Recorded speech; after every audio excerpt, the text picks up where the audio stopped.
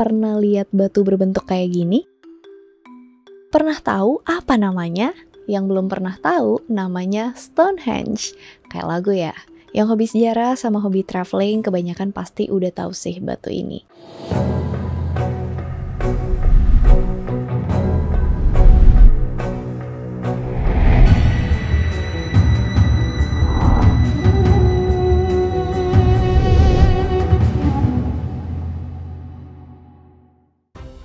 Stonehenge merupakan salah satu monumen yang paling terkenal di dunia. Monumen ini terletak di dataran Salisbury, kota Wiltshire, Inggris, sekitar 2 km arah barat Amesbury. Monumen ini adalah salah satu landmarknya United Kingdom dan dianggap sebagai simbol budaya Inggris. Dilindungi secara hukum sejak 1882 dan ditambahin ke daftar situs warisan dunia UNESCO tahun 1986. Dibangun sekitar 5.000 tahun yang lalu sama orang-orang zaman Neolitik, monumen prasejarah ini masih kokoh berdiri sampai sekarang. Neolitik atau Neolitikum sendiri itu zaman batu muda, yaitu zaman dimana orang-orang yang hidup pada masa itu tuh udah nyiptain berbagai peralatan yang terbuat dari batu yang diasah. Di zaman ini juga manusia mulai menghasilkan makanan sendiri, udah nggak berburu lagi. Monumen Stonehenge ini terdiri dari batu-batuan pilar yang berdiri tegak dan membentuk formasi melingkar. Bagian luar monumen terdiri dari batuan sarsen yang didirikan secara vertikal, tingginya sekitar 4 meter dan lebarnya 2 meter. Berat batuan sarsen tadi sekitar 25 ton. Di lingkaran dalam terdiri dari batuan basal kecil-kecil yang disebut bluestone. Berat rata-ratanya 4 ton. Batu bluestones ini sumbernya dari perbukitan Preseli di utara Pembrokeshire di Wales. Lumayan jauh, hampir sekitar 322 km jauhnya dari lokasi Stonehenge.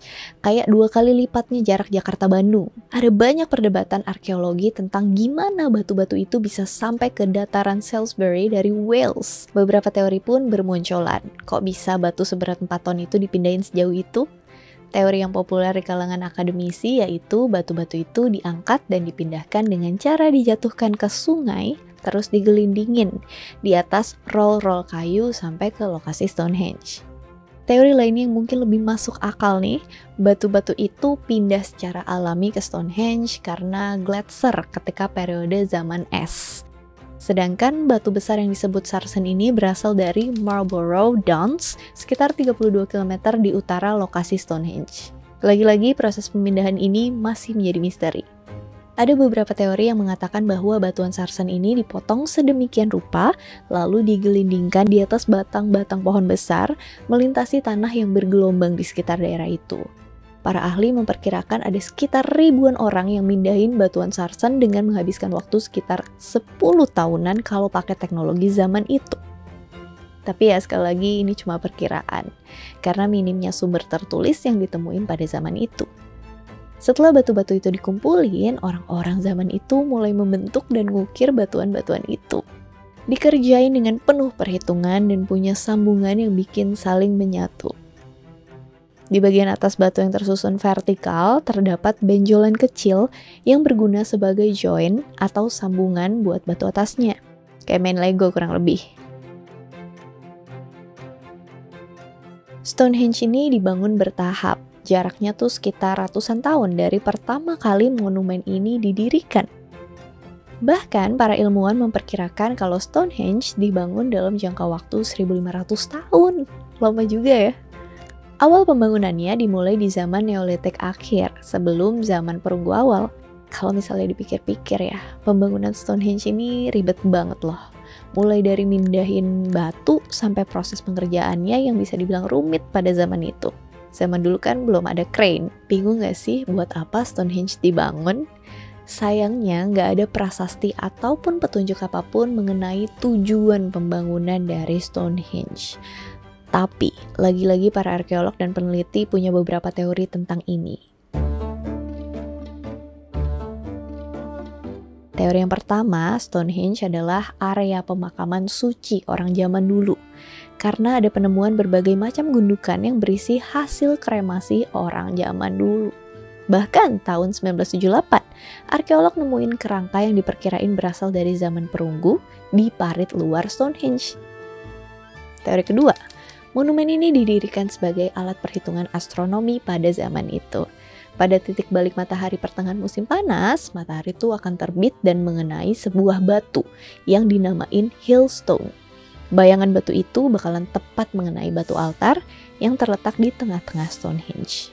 Pada titik balik matahari pertengahan musim dingin, matahari bakalan terlihat terbenam di antara dua batu vertikal Trilithon yang paling besar dan di belakang batu altar. Ini ngelambangin tahun akan segera berakhir dan tahun yang baru akan datang. Trilithon itu dua buah batu yang berdiri dan di atasnya ada lagi batu yang tiduran yang menghubungkan keduanya. Teori ketiga nih, Stonehenge merupakan tempat ziarah untuk healing. Ya zaman dulu mau healing di Stonehenge bukan ke Bali. Healing di sini maksudnya adalah penyembuhan. Teori ini didasarin dari penemuan jasad di sekitar Stonehenge yang ciri fisiknya diperkirakan berasal dari daerah yang sekarangnya negara Swiss. Jadi para ahli memperkirakan Stonehenge ini merupakan tempat ziarah.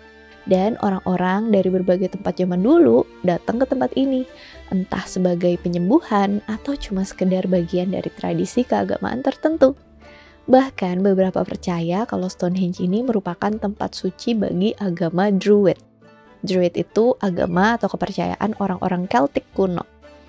Dan FYI, Druid itu agama pagan yang diakui secara resmi sama pemerintah Inggris loh. Tiap tahun penganutnya yang dikenal sebagai Neo-Druid datang ke Stonehenge buat ziarah. Itu dia beberapa teori yang muncul dan populer tentang tujuan Stonehenge ini berdiri. Sampai saat ini para ilmuwan tuh masih terus mempelajari Stonehenge. Jadi nggak heran kalau banyak teori baru atau konspirasi yang bermunculan.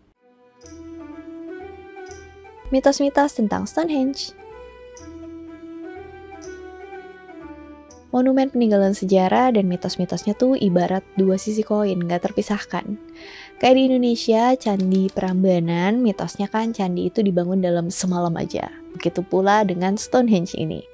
Di dalam buku Historia Regum Britanniae atau Sejarah Raja-Raja Inggris karya Geoffrey of Monmouth yang ditulis sekitar abad ke-12 Masehi, diceritain kisah awal mula Stonehenge ini. Di dalam buku itu diceritain kalau sekitar abad ke-5 Masehi ada sebuah pertempuran besar yang terjadi antara bangsa Inggris dan bangsa Saxon.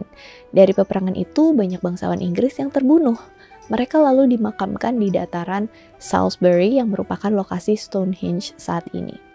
Sebagai tanda penghormatan, Raja Aurelius Ambrosius yang merupakan pemimpin pada saat itu pengen mendirikan sebuah tugu peringatan bagi bangsawan yang gugur.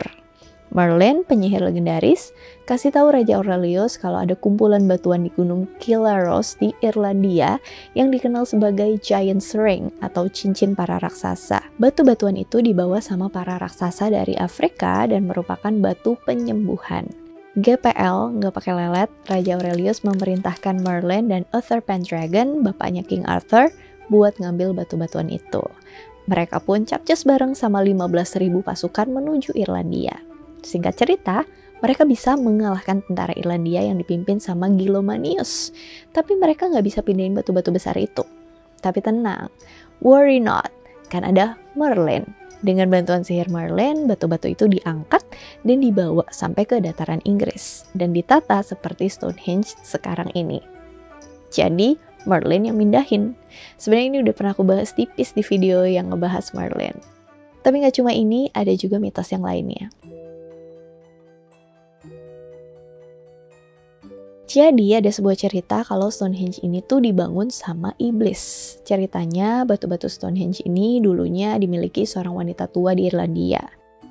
Gak ada angin, gak ada hujan, si iblis tiba-tiba pengen batu-batu itu. Sang iblis nyamar jadi laki-laki, lalu nyamperin wanita tua itu. Dia bilang kalau dia pengen banget batu-batu itu. Sebagai gantinya, si iblis bakalan kasih semua koin emas yang bisa wanita tua itu hitung selama iblis mindahin batu-batu itu.